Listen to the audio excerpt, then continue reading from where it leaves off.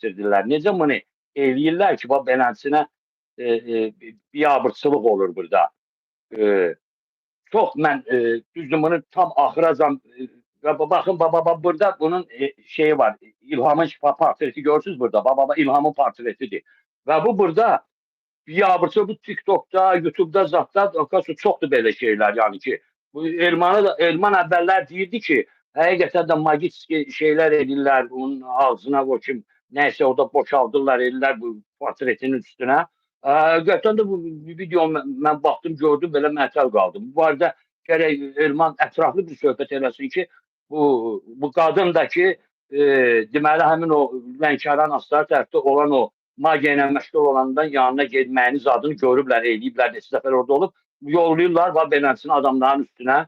Bunlar da danışırlar, pul zad verirlər, bu magiya ilə belə adamlar məşğul olurlar. Baxın, həmin bu adamdır. Yəni ki, bir çoxları var, yəni 100-dən yuxarıdır, bu biabırçılıqdır. İndi isə bu Alona barədə mən onu deyərdim ki, həqiqətən də İlham, sən nə qədər bu peysərliyi gözünün qabağına götürmüsən, peysəri almışsan. Sən yəni ki, bir dənə Azərbaycanda və yaxud Orta Asiyada və yaxud İranda, Türkiyədə bir gəlin tapmadın sən. Bu cür fahişəni gətirib adına oğlu almışsan, özdəki kim yanından keçirsə tutur şeyindən soxur ağzına. Lüt, dərdi olub bu hərəkətlər edir abi.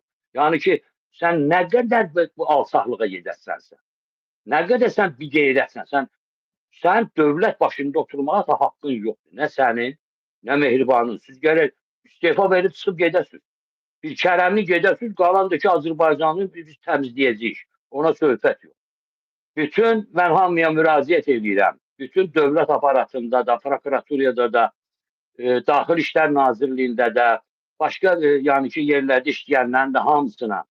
Kimlər ki, həqiqətən demokratik dövlətin qurulmasını istəyir və onun hakimlər ki, işdən çıxartılıblar, qalıblar, aciz vəziyyətdədirlər, hərbiçilərdən tutmuş hamısından.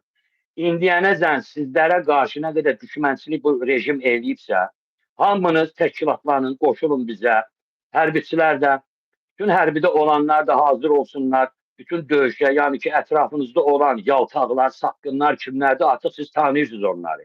Kimlər ki, yəni ki, bu rejimə necə deyərlər, baş əyirlər, bundan qabağında, rejimin qabağında, İlham qabağında səcdə edirlər. Bu adamları əmr verdiyimiz vaxtda hamınız bir kərəmli onların təpələrinə güllə vurursunuz. Başqa söhbət eləmək lazım deyil burada. Ay, mən bilmirəm.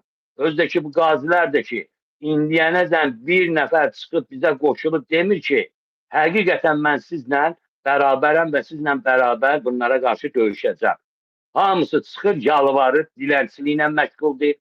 Başa düşdün də, bu gör nə qədər biabırçı vəziyyətə gəlib çıxır, bu qədər qazilər dilənçiliklə, yaltaqlıqla çıxırlar, öz xəstələriniz adını çıxartırlar, uşaqlarını çıxartırlar ki, bizə yardım edin. Yardım edənlər üçün cəmaata pul qalmayır, sizə yardım eləsin.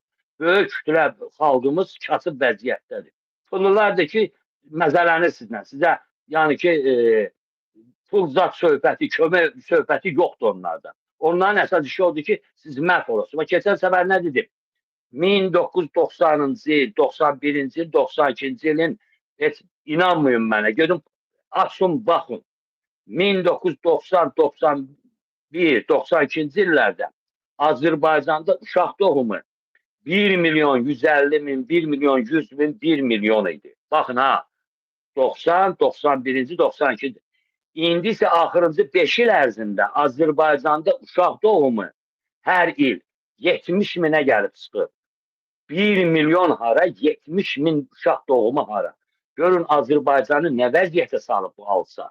Baxın görün, soyqırım necə gedir bizdə Azərbaycanda. Yəni siz bunu dərindən bir fikirləşirsinizmi? Bir barədə bir oturup bir özünüze bir sual verirsinizmi ki 36 il ərzində əgər hər il elə bizdə 1 milyon uşaq doğulsaydı 36 milyon insanımız olardı.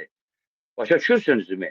Və o dövrdə 9 milyon əhali var idi. Başa düşürsünüz? Bu da eləyəcəkdi 45 milyon. 45 milyon Azərbaycan vətəndaşı olacaqdı. Amma bu neynədir? 2-ci Qarabağda, 3-cü Qarabağda nə qədər bizim əskərlərimizi qırdı. Baxın da, yəni ki, 1-ci Qarabağda